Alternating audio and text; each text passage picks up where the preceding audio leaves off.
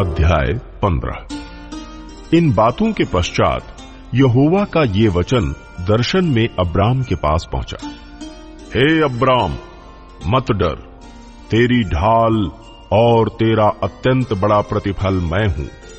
Abram ने कहा, हे प्रभु यहोवा, मैं तो निर्वंश हूं और मेरे घर का वारिस ये दमिश्क वासी एलीएजेर होगा, अतः तू मुझे क्या देगा?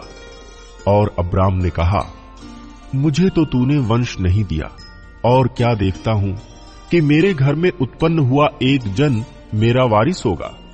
तब यहोवा का ये वचन उसके पास पहुंचा, ये तेरा वारिस ना होगा, तेरा जो निज पुत्र होगा वही तेरा वारिस होगा। और उसने उसको बाहर ले जाके कहा, आकाश की ओर दृष्टि करके तारागण को गिन, क्या तू उनको गिन सकता है? फिर उसने उससे कहा, तेरा वंश ऐसा ही होगा। उसने यहोवा पर विश्वास किया और यहोवा ने इस बात को उसके लेखे में धर्म गिना। तब उसने उससे कहा, मैं वही यहोवा हूं जो तुझे कसदियों के ऊर नगर से बाहर ले आया कि तुझको इस देश का अधिकार दूं। उसने कहा, हे प्रभु यहोवा, मैं कैसे जानूं कि मैं इसका अधिकारी होऊंगा? यहोवा ने उससे कहा, मेरे लिए 3 वर्ष की एक कलोर और 3 वर्ष की एक बकरी और 3 वर्ष का एक मेढ़ा और एक पिंडुक और कबूतर का एक बच्चा ले। इन सबों को लेकर उसने बीच से 2 टुकड़े कर दिया और टुकड़ों को आमने सामने रखा, पर चिड़ियों के उसने टुकड़े नहीं किए। जब मांसाहारी पक्षी लोथों पर झपटे, तब अब्राम ने उन्हें उड़ा दिया। जब सूर्य अस्त होने लगा, तब अब्राम को भारी नींद आई, और देखो, अत्यंत भय और महा अंधकार ने उसे छा लिया। तब यहोवा ने अब्राम से कहा, ये निश्चय जान कि तेरे वंश पराए देश में परदेशी होकर रहेंगे और उस देश के लोगों के दास हो जाएंगे, और वे उनको 400 वर्ष तक दुख देंगे। फिर जिस देश के वे दास होंगे उसको मैं दंड दूंगा, और उसके पश्चात वे बड़ा धन वहां से लेकर निकल आएंगे। तू तो अपने पितरों में कुशल के साथ मिल जाएगा, तुझे पूरे बुढ़ापे में मिट्टी दी जाएगी, पर वे 4थी पीढ़ी में यहां फिर आएंगे, क्योंकि अब तक एमोरियों का अधर्म पूरा नहीं हुआ है। और ऐसा हुआ कि जब सूर्य अस्त हो गया और घोर अंधकार छा गया, तब एक अंगीठी जिसमें से धुआं उठता था और एक जलती हुई मशाल दिखाई दी, जो उन टुकड़ों के बीच में से होकर निकल गई।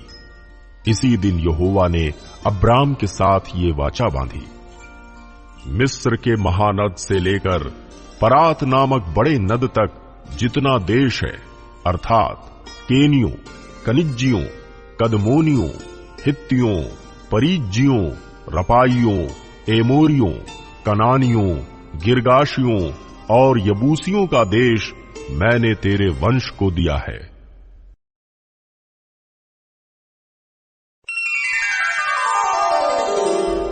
अध्याय 16। अब्राम की पत्नी सारै के कोई संतान न थी। उसके हाजिरा नाम की एक मिस्री दासी थी। सारै ने अब्राम से कहा, देख, यहोवा ने तो मेरी कोख बंद कर रखी है, इसलिए मैं तुझसे विनती करती हूं कि तू मेरी दासी के पास जा। संभव है कि मेरा घर उसके द्वारा बस जाए। सारै की ये बात अब्राम ने मान ली। इसलिए जब अब्राम को कनान देश में रहते 10 वर्ष बीत चुके, तब उसकी स्त्री सारै ने अपनी मिस्री दासी हाजिरा को लेकर अपने पति अब्राम को दिया कि वो उसकी पत्नी हो। वो हाजिरा के पास गया और वो गर्भवती हुई। जब उसने जाना कि वो गर्भवती है, तब वो अपनी स्वामिनी को तुच्छ दृष्टि से देखने लगी। तब सारै ने अब्राम से कहा, जो मुझ पर उपद्रव हुआ वो तेरे ही सिर पर हो। मैंने तो अपनी दासी को तेरी पत्नी कर दिया, पर जब उसने जाना कि वो गर्भवती है, तब वो मुझे तुच्छ समझने लगी। इसलिए यहोवा मेरे और तेरे बीच में न्याय करे। अब्राम ने सारै से कहा, देख, तेरी दासी तेरे वश में है, जैसा तुझे भला लगे वैसा ही उसके साथ कर। तब सारे उसको दुख देने लगी और वो उसके सामने से भाग गई। तब यहोवा के दूत ने उसको जंगल में शूर के मार्ग पर जल के एक सोते के पास पाकर कहा, हे सारे की दासी हाजिरा, तू कहां से आती और कहां को जाती है? उसने कहा, मैं अपनी स्वामिनी सारे के सामने से भाग आई हूं। यहोवा के दूत ने उससे कहा, अपनी स्वामिनी के पास लौट जा और उसके वश में रह। और यहोवा के दूत ने उससे ये भी कहा, मैं तेरे वंश को बहुत बढ़ाऊंगा, यहां तक कि बहुतायत के कारण उसकी गणना ना हो सकेगी। और यहोवा के दूत ने उससे कहा, देख, तू गर्भवती है और पुत्र जनेगी, तू उसका नाम इश्माएल रखना, क्योंकि यहोवा ने तेरे दुख का हाल सुन लिया है। और वो मनुष्य बनैले गदहे के समान होगा, उसका हाथ सबके विरुद्ध उठेगा और सबके हाथ उसके विरुद्ध उठेंगे, और वो अपने सब भाई बंधुओं के मध्य में बसा रहेगा। तब उसने यहोवा का नाम, जिसने उससे बातें की थी, अत्ता एल रोई रखकर कहा, क्या मैं यहां भी उसको जाते हुए देखने पाई और देखने के बाद भी जीवित रही? इस कारण उस कुएं का नाम लहे रोई कुआं पड़ा। वो तो कादेश और बेरेद के बीच में है। हाजिरा को अब्राम के द्वारा एक पुत्र हुआ, और अब्राम ने अपने पुत्र का नाम, जिसे हाजिरा ने जन्म दिया था, इश्माएल रखा। जब हाजिरा ने अब्राम के द्वारा इश्माएल को जन्म दिया, उस समय अब्राम 86 वर्ष का था।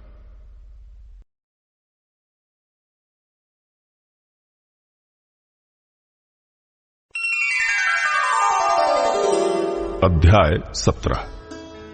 जब अब्राम 99 वर्ष का हो गया, तब यहोवा ने उसको दर्शन देकर कहा, मैं सर्वशक्तिमान ईश्वर हूं, मेरी उपस्थिति में चल और सिद्ध होता जा। मैं तेरे साथ वाचा बांधूंगा और तेरे वंश को अत्यंत ही बढ़ाऊंगा। तब अब्राम मुंह के बल गिरा और परमेश्वर उससे यूं बातें करता गया, देख, मेरी वाचा तेरे साथ बंधी रहेगी, इसलिए तू जातियों के समूह का मूल पिता हो जाएगा। इसलिए अब से तेरा नाम अब्राम न रहेगा, परंतु तेरा नाम अब्राहम होगा, क्योंकि मैंने तुझे जातियों के समूह का मूल पिता ठहरा दिया है। मैं तुझे अत्यंत फलवंत करूंगा और तुझको जाति जाति का मूल बना दूंगा, और तेरे वंश में राजा उत्पन्न होंगे, और मैं तेरे साथ और तेरे पश्चात पीढ़ी पीढ़ी तक तेरे वंश के साथ भी इस आशय की युग युग की वाचा बांधता हूं कि मैं तेरा और तेरे पश्चात तेरे वंश का भी परमेश्वर रहूंगा। और मैं तुझको और तेरे पश्चात तेरे वंश को भी ये सारा कनान देश, जिसमें तू परदेशी होकर रहता है, इस रीति दूंगा कि वो युग युग उनकी निज भूमि रहेगी, और मैं उनका परमेश्वर रहूंगा। फिर परमेश्वर ने अब्राहम से कहा, तू भी मेरे साथ बांधी हुई वाचा का पालन करना, तू और तेरे पश्चात तेरा वंश भी अपनी अपनी पीढ़ी में उसका पालन करे। मेरे साथ बांधी हुई वाचा, जिसका पालन तुझे और तेरे पश्चात तेरे वंश को करना पड़ेगा, वो यह है, तुम में से एक एक पुरुष का खतना हो। तुम अपनी अपनी खलड़ी का खतना करा लेना। जो वाचा मेरे और तुम्हारे बीच में है, उसका यही चिन्ह होगा। पीढ़ी पीढ़ी में केवल तेरे वंश ही के लोग नहीं, पर जो तेरे घर में उत्पन्न हुआ हो अथवा परदेशियों से रूपा देकर मोल लिया जाए, ऐसे सब पुरुष भी जब 8 दिन के हो जाएं, तब उनका खतना किया जाए। जो तेरे घर में उत्पन्न हो अथवा तेरे रूपे से मोल लिया जाए, उसका खतना अवश्य ही किया जाए। इस प्रकार मेरी वाचा, जिसका चिन्ह तुम्हारी देह में होगा, वो युग युग रहेगी। जो पुरुष खतना रहित रहे, अर्थात जिसकी खलड़ी का खतना ना हो, वो प्राणी अपने लोगों में से नष्ट किया जाए, क्योंकि उसने मेरे साथ बांधी हुई वाचा को तोड़ दिया। फिर परमेश्वर ने अब्राहम से कहा, तेरी जो पत्नी सारे है, उसको तू अब सारे ना कहना, उसका नाम सारा होगा। मैं उसको आशीष दूंगा और तुझको उसके द्वारा एक पुत्र दूंगा, और मैं उसको ऐसी आशीष दूंगा कि वो जाति जाति की मूल माता हो जाएगी, और उसके वंश में राज्य राज्य के राजा उत्पन्न होंगे। तब अब्राहम मुंह के बल गिर पड़ा और हंसा, और मन ही मन कहने लगा, क्या 100 वर्ष के पुरुष के भी संतान होगी? और क्या सारा जो 90 वर्ष की है पुत्र जनेगी? और अब्राहम ने परमेश्वर से कहा, इश्माएल तेरी दृष्टि में बना रहे, यही बहुत है। तब परमेश्वर ने कहा, निश्चय तेरी पत्नी सारा के तुझसे एक पुत्र उत्पन्न होगा, और तू उसका नाम इसहाक रखना, और मैं उसके साथ ऐसी वाचा बांधूंगा जो उसके पश्चात उसके वंश के लिए युग युग की वाचा होगी। इश्माएल के विषय में भी मैंने तेरी सुनी है, मैं उसको भी आशीष दूंगा और उसे फलवंत करूंगा और अत्यंत ही बढ़ा दूंगा। उससे 12 प्रधान उत्पन्न होंगे, और मैं उससे एक बड़ी जाति बनाऊंगा। परंतु मैं अपनी वाचा इसहाक ही के साथ बांधूंगा, जो सारा से अगले वर्ष के इसी नियुक्त समय में उत्पन्न होगा। तब परमेश्वर ने अब्राहम से बातें करनी बंद की और उसके पास से ऊपर चढ़ गया। तब अब्राहम ने अपने पुत्र इश्माएल को लिया, और उसके घर में जितने उत्पन्न हुए थे और जितने उसके रुपये से मोल लिए गए थे, अर्थात उसके घर में जितने पुरुष थे, उन सबों को लेके उसी दिन परमेश्वर के वचन के अनुसार उनकी खलड़ी का खतना किया। जब अब्राहम की खलड़ी का खतना हुआ, तब वो 99 वर्ष का था, और जब उसके पुत्र इश्माएल की खलड़ी का खतना हुआ, तब वो 13 वर्ष का था। अब्राहम और उसके पुत्र इश्माएल दोनों का खतना एक ही दिन हुआ, और उसके घर में जितने पुरुष थे जो घर में उत्पन्न हुए तथा जो परदेशियों के हाथ से मोल लिए गए थे, सबका खतना उसके साथ ही हुआ।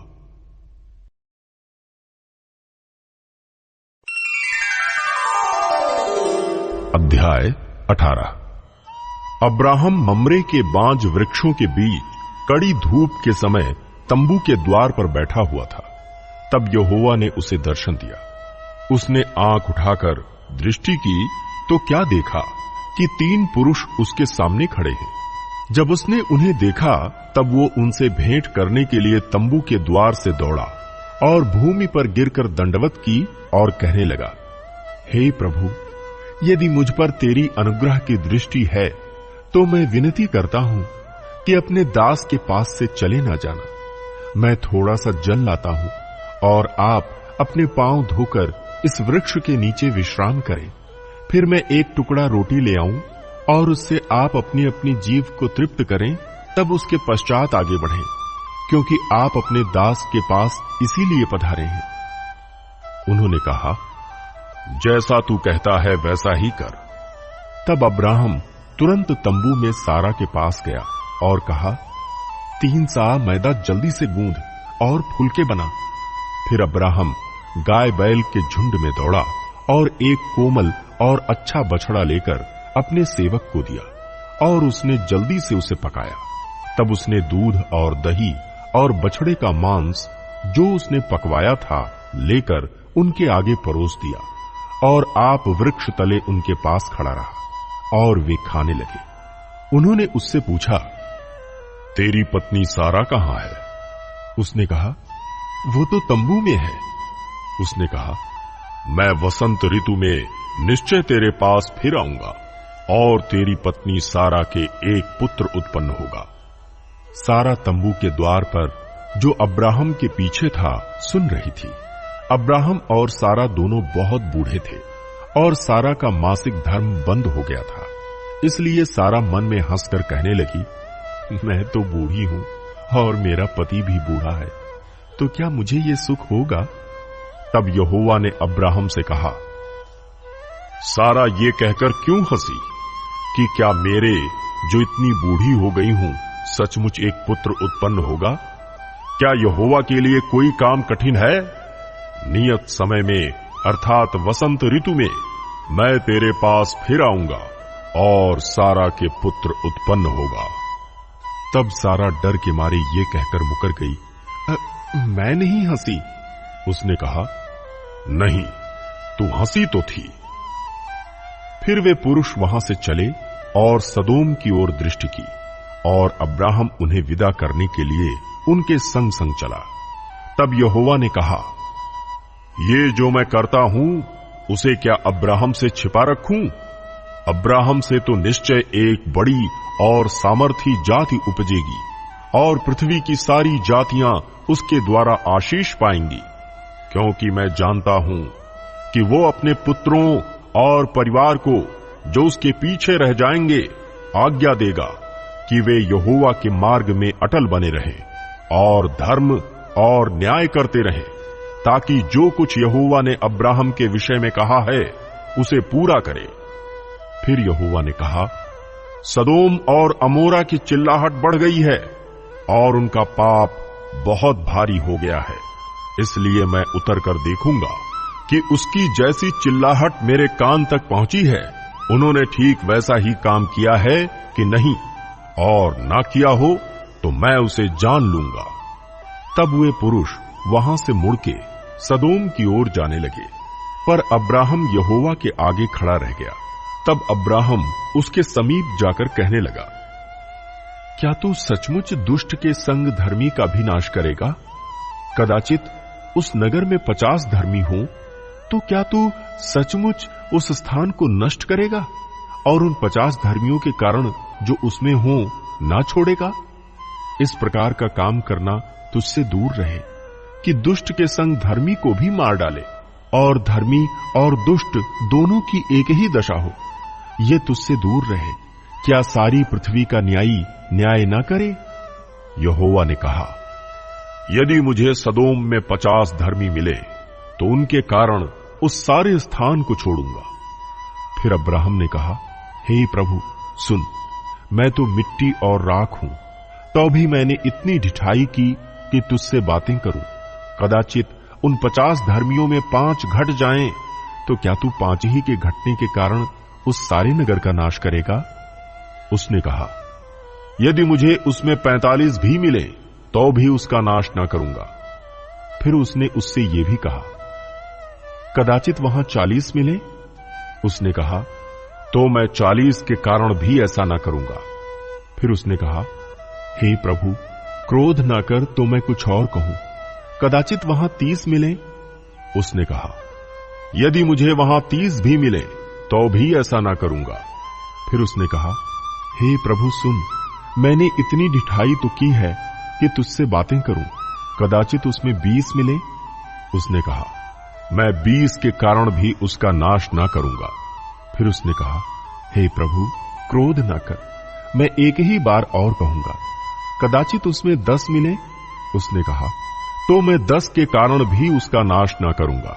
जब यहोवा अब्राहम से बातें कर चुका तब चला गया, और अब्राहम अपने घर को लौट गया।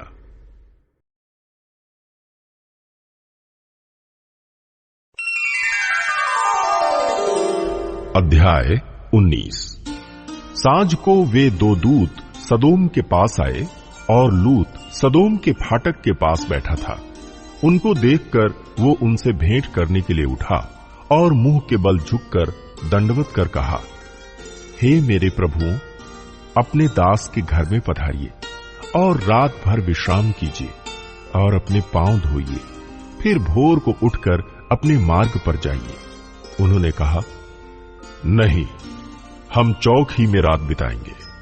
पर उसने उनसे बहुत विनती करके उन्हें मनाया, इसलिए वे उसके साथ चलकर उसके घर में आए, और उसने उनके लिए भोजन तैयार किया और बिना खमीर की रोटियां बनाकर उनको खिलाईं।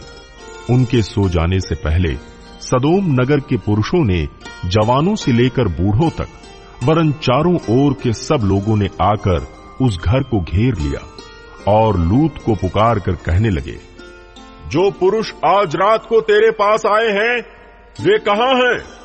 उनको हमारे पास बाहर ले आ कि हम उनसे भोग करें। तब लूत उनके पास द्वार के बाहर गया और किवाड़ को अपने पीछे बंद करके कहा, हे मेरे भाइयों, ऐसी बुराई ना करो। सुनो, मेरी 2 बेटियां हैं जिन्होंने अब तक पुरुष का मुंह नहीं देखा। इच्छा हो तो मैं उन्हें तुम्हारे पास बाहर ले आऊं और तुमको जैसा अच्छा लगे वैसा व्यवहार उनसे करो, पर इन पुरुषों से कुछ ना करो, क्योंकि ये मेरी छत तले आए हैं। उन्होंने कहा, हट जा। फिर वे कहने लगे, तू एक परदेशी होकर यहां रहने के लिए आया, पर अब न्यायी भी बन बैठा है, इसलिए अब हम उनसे भी अधिक तेरे साथ बुराई करेंगे।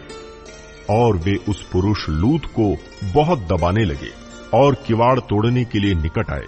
तब उन अतिथियों ने हाथ बढ़ाकर लूत को अपने पास घर में खींच लिया और किवाड़ को बंद कर दिया। और उन्होंने क्या छोटे क्या बड़े सब पुरुषों को जो घर के द्वार पर थे अंधा कर दिया। अतः वे द्वार को टटोलते टटोलते थक गए। फिर उन अतिथियों ने लूत से पूछा, यहां तेरा और कौन कौन है? दामाद, बेटे, बेटियां और नगर में तेरा जो कोई हो, उन सबों को लेकर इस स्थान से निकल जा, क्योंकि हम ये स्थान नष्ट करने पर हैं, इसलिए कि इसकी चिल्लाहट यहोवा के सम्मुख बढ़ गई है और यहोवा ने हमें इसका सत्यानाश करने के लिए भेजा है। तब लूत ने निकलकर अपने दामादों को, जिनके साथ उसकी बेटियों की सगाई हो गई थी, समझा के कहा, उठो, इस स्थान से निकल चलो, क्योंकि यहोवा इस नगर को नष्ट करने पर है। और वो अपने दामादों की दृष्टि में ठट्ठा करने वाला जान पड़ा। जब पौ फटने लगी तब दूतों ने लूत से जल्दी करने को कहा और बोले, उठ, अपनी पत्नी और दोनों बेटियों को जो यहां हैं ले जा, नहीं तो तू भी इस नगर के अधर्म में भस्म हो जाएगा। पर वो विलंब करता रहा। इस पर उन पुरुषों ने उसका और उसकी पत्नी और दोनों बेटियों के हाथ पकड़े, क्योंकि यहोवा की दया उस पर थी, और उनको निकालकर नगर के बाहर कर दिया। और ऐसा हुआ कि जब उन्होंने उनको बाहर निकाला तब कहा, अपना प्राण लेकर भाग जा, पीछे की ओर न ताकना और तराई भर में न ठहरना, उस पहाड़ पर भाग जाना, नहीं तो तू भी भस्म हो जाएगा। लूत ने उनसे कहा, हे प्रभु, ऐसा ना कर, देख, तेरे दास पर तेरी अनुग्रह की दृष्टि हुई है और तूने इसमें बड़ी कृपा दिखाई कि मेरे प्राण को बचाया है, पर मैं पहाड़ पर भाग नहीं सकता। कहीं ऐसा ना हो कि कोई विपत्ति मुझ पर आ पड़े और मैं मर जाऊं। देख, वो नगर ऐसा निकट है कि मैं वहां भाग सकता हूं, और वो छोटा भी है, मुझे वहीं भाग जाने दे।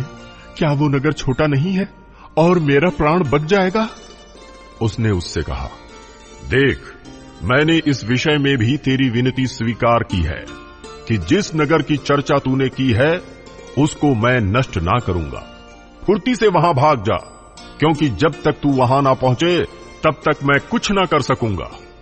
इसी कारण उस नगर का नाम सोअर पड़ा।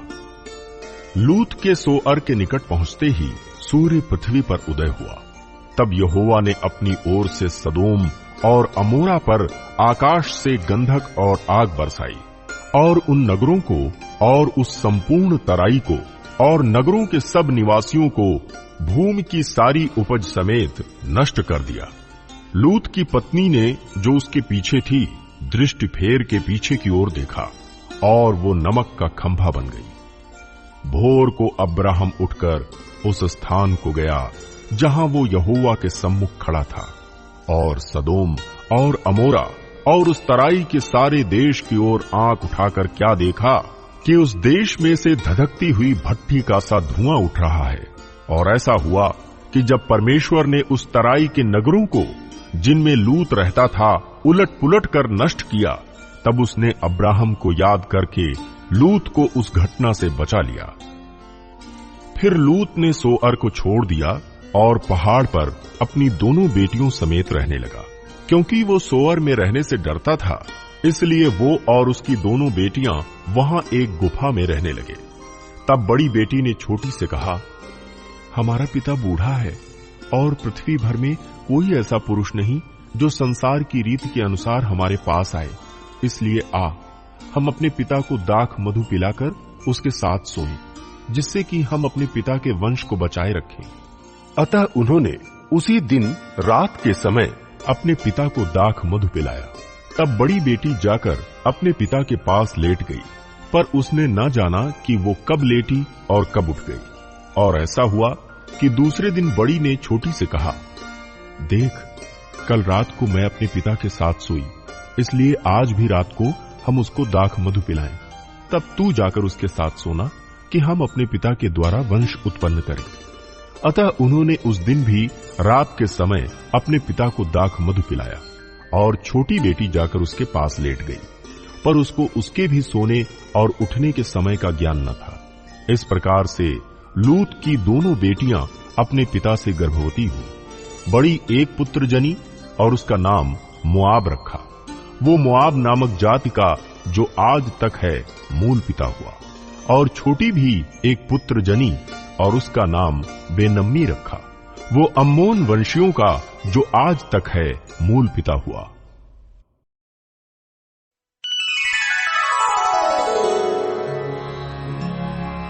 अध्याय 7। दोष मत लगाओ कि तुम पर भी दोष न लगाया जाए, क्योंकि जिस प्रकार तुम दोष लगाते हो उसी प्रकार तुम पर भी दोष लगाया जाएगा, और जिस नाप से तुम नापते हो उसी नाप से तुम्हारे लिए भी नापा जाएगा। तू क्यों अपने भाई की आंख के तिनके को देखता है और अपनी आंख का लट्ठा तुझे नहीं सूझता? जब तेरी ही आंख में लट्ठा है तो तू अपने भाई से कैसे कह सकता है, ला मैं तेरी आंख से तिनका निकाल दूं? हे कपटी, पहले अपनी आंख में से लट्ठा निकाल ले, तब तू अपने भाई की आंख का तिनका भली भांति देखकर निकाल सकेगा। पवित्र वस्तु कुत्तों को ना दो और अपने मोती सुअरों के आगे मत डालो, ऐसा ना हो कि वे उन्हें पांवों तले रौंदे और पलटकर तुमको फाड़ डालें। मांगो तो तुम्हें दिया जाएगा, ढूंढो तो तुम पाओगे, खटखटाओ तो तुम्हारे लिए खोला जाएगा। क्योंकि जो कोई मांगता है उसे मिलता है, और जो ढूंढता है वो पाता है, और जो खटखटाता है उसके लिए खोला जाएगा। तुम में से ऐसा कौन मनुष्य है कि यदि उसका पुत्र उससे रोटी मांगे तो वो उसे पत्थर दे, या मछली मांगे तो उसे सांप दे? अतः जब तुम बुरे होकर अपने बच्चों को अच्छी वस्तुएं देना जानते हो, तो तुम्हारा स्वर्गीय पिता अपने मांगने वालों को अच्छी वस्तुएं क्यों न देगा? इस कारण जो कुछ तुम चाहते हो कि मनुष्य तुम्हारे साथ करें, तुम भी उनके साथ वैसा ही करो, क्योंकि व्यवस्था और भविष्यद्वक्ताओं की शिक्षा यही है। सकेत फाटक से प्रवेश करो, क्योंकि चौड़ा है वो फाटक और सरल है वो मार्ग जो विनाश को पहुंचाता है, और बहुत से हैं जो उससे प्रवेश करते हैं। क्योंकि सकेत है वो फाटक और कठिन है वो मार्ग जो जीवन को पहुंचाता है, और थोड़े हैं जो उसे पाते हैं। झूठे भविष्यद्वक्ताओं से सावधान रहो, जो भेड़ों के भेष में तुम्हारे पास आते हैं, परंतु अंतर में वे फाड़ने वाले भेड़िए हैं। उनके फलों से तुम उन्हें पहचान लोगे। क्या लोग झाड़ियों से अंगूर या ऊंट कटारों से अंजीर तोड़ते हैं? इसी प्रकार हर एक अच्छा पेड़ अच्छा फल लाता है, और निकम्मा पेड़ बुरा फल लाता है। अच्छा पेड़ बुरा फल नहीं ला सकता, और न निकम्मा पेड़ अच्छा फल ला सकता है। जो पेड़ अच्छा फल नहीं लाता वो काटा और आग में डाला जाता है। इस प्रकार उनके फलों से तुम उन्हें पहचान लोगे। जो मुझसे हे प्रभु कहता है, उनमें से हर एक स्वर्ग के राज्य में प्रवेश ना करेगा, परंतु वही जो मेरे स्वर्गीय पिता की इच्छा पर चलता है। उस दिन बहुत से लोग मुझसे कहेंगे, हे प्रभु, क्या हमने तेरे नाम से भविष्यवाणी नहीं की, और तेरे नाम से दुष्ट आत्माओं को नहीं निकाला, और तेरे नाम से बहुत से आश्चर्य कर्म नहीं किए?